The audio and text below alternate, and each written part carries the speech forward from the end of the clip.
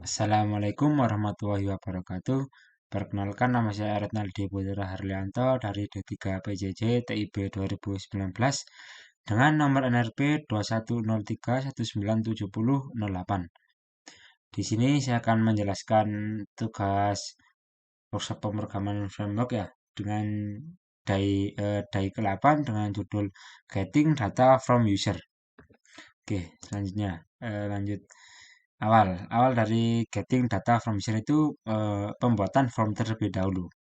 Ini biasanya langsung dilakukan dengan cara mengonekkan ke database. Cara utama untuk membuat form dalam Y adalah melalui Y widget active form. Pada banyak kasus form akan ditampilkan ke pengguna mempunyai relasi dengan model. Model yang terhubung dengan tabel di database berbasis YDBAR Active Record seperti yang saya jelaskan di video sebelumnya. Model yang berdiri sendiri berbasis Y-base model seperti model untuk login form. Itu biasanya kurang lebihnya itu seperti ini. Kalau di model nih ada kontak, ada login, ini yang ada di dalam database tersebut, isi-isi yang ada dalam database, ada user, mahasiswa, kontak. Ini contoh dari model. Selanjutnya, semua akan berada di antara active form begin dan active form end pada kode PHP. Akan diletakkan di dalam tag HTML pada file HTML yang selesai di generate. Untuk membuat elemen pada form beserta label dan validasi JS-nya dapat dilakukan dengan memanggil metode active form field. Kode PHP yang menggunakan active form field akan menghasilkan file HTML yang berisi elemen form, label input, dan tag-tag lainnya sesuai template yang digunakan. Atribut name pada elemen input akan di-generate secara otomatis dengan pola name model yang di kurung bukai nama atribut, misal login form dan username-nya itu siapa. Itu contoh dari pembuatan form. Oh, ini ada sedikit tentang sedikit codingnya dari pembuatan formnya. Ini bisa dilihat contoh coding pembuatan formnya. Oke, selanjutnya validasi input. Aturan dasar jangan percaya input dari pengguna, selalu lakukan validasi. Input dari pengguna yang dimasukkan melalui model dapat divalidasi dengan memanggil metode YBaseModelValidate. Metode di atas akan mengembalikan nilai true jika proses validasi berhasil, dan akan mengembalikan pesan error jika tidak. Jika memungkinkan secara default, validasi input ini dilakukan di sisi klien menggunakan JavaScript. Ini contoh penggunaan validasi yang ada di dalam model. Ini contoh pembuatannya. Oke, selanjutnya deklarasi rules. Untuk membuat metode YBaseModelValidate dapat bekerja Anda perlu mendeklarasikan rule untuk setiap atribut yang akan divalidasi. Rule untuk validasi dapat dibuat dengan mengoverride metode YBaseModelRules. Metode ini harus mengembalikan nilai dalam bentuk array dari rule-rule yang dibuat. Setiap rule minimal memiliki atribut di mana rule tersebut diberlakukan dengan tipe dari validator, misal required, email, string, etc.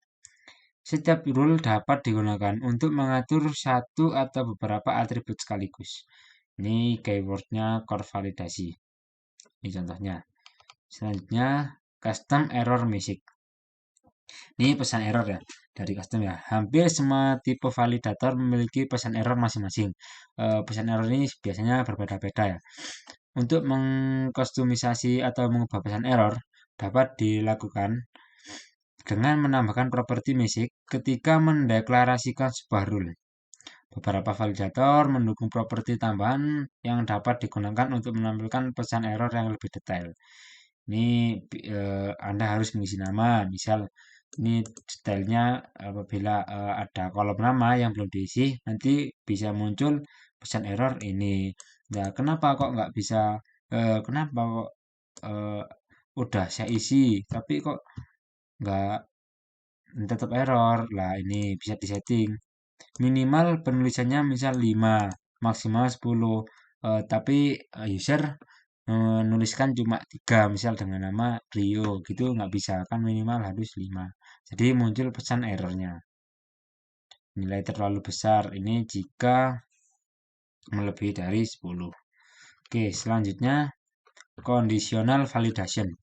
Validasi juga dapat dilakukan hanya jika kondisi tertentu terpenuhi. Conditional validation. Hal di atas dapat dilakukan dengan cara mengisi properti when dengan fungsi yang berisi kondisi yang diinginkan. Jika Anda menginginkan validasi juga dilakukan di sisi klien, gunakan properti when client yang berisi string yang merepresentasikan fungsi JavaScript. Fungsi JavaScript ini harus mengembalikan nilai apakah akan melakukan validasi atau tidak. Lihat contoh di samping ini, contoh dari conditional validasinya seperti ini. Selanjutnya, data filtering. Pada banyak kasus, masukan dari user harus difilter terlebih dahulu. Sebagai contoh, menghapus spasi kosong sebelum dan sesudah nama user. Mengganti atribut yang kosong tidak diisi dengan nilai tertentu. Validation rule juga dapat digunakan untuk mengatasi hal ini. Uploading single file. Untuk membuat form yang menerima file upload, ikuti langkah-langkah berikut.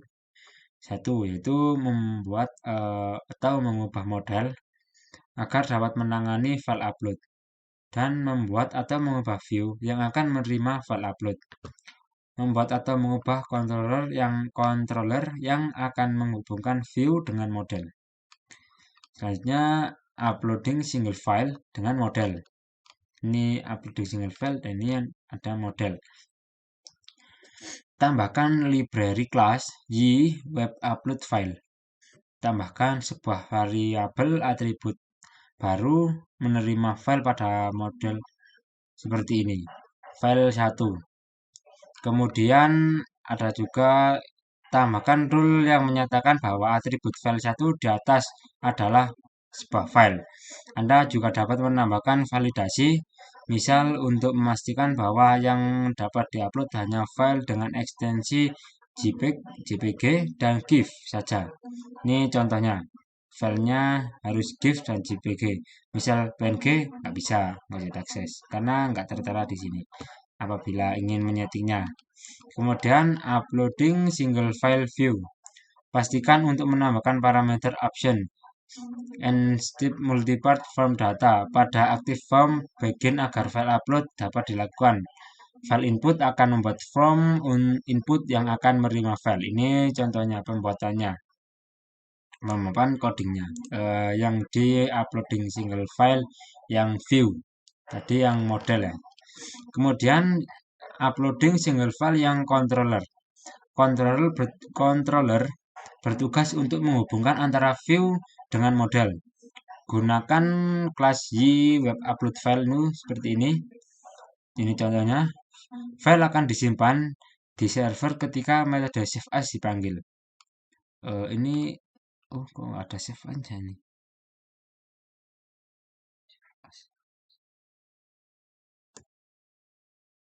Ini pembuatan ini. Model file 1 save as, berarti dengan nama model file 1 ini sudah di save. Oke, selanjutnya uploading multiple file. Untuk membuat form untuk mengupload beberapa file bersamaan, Anda perlu melakukan beberapa perubahan. Pada model, tambahkan properti makefile 5. Pada view, ubah nama atribut dari model menjadi bentuk array. File 1 menjadi file 1 ada kotaknya gini ya. Tambahkan properti multiple true pada metode file input. Ini contohnya. Pada controller, ganti metode getInstance menjadi getInstances. Tambah S di belakangnya. Gunakan for each untuk menyimpan semua file. Ini jadi fungsi dari for each itu untuk menyimpan seluruh file yang ada di dalam multiple file ini tadi. Oke, selanjutnya ini uploading multiple file model view controllernya bila dijadikan satu itu seperti ini. Ini jadi contohnya, contoh codingnya. Setelah itu ini latihannya dan oke, terima kasih. Eh, Cukup sekian penjelasan dari 8 getting data from user dari saya. Bila ada kurang lebihnya, saya mohon maaf. Wassalamualaikum warahmatullahi wabarakatuh.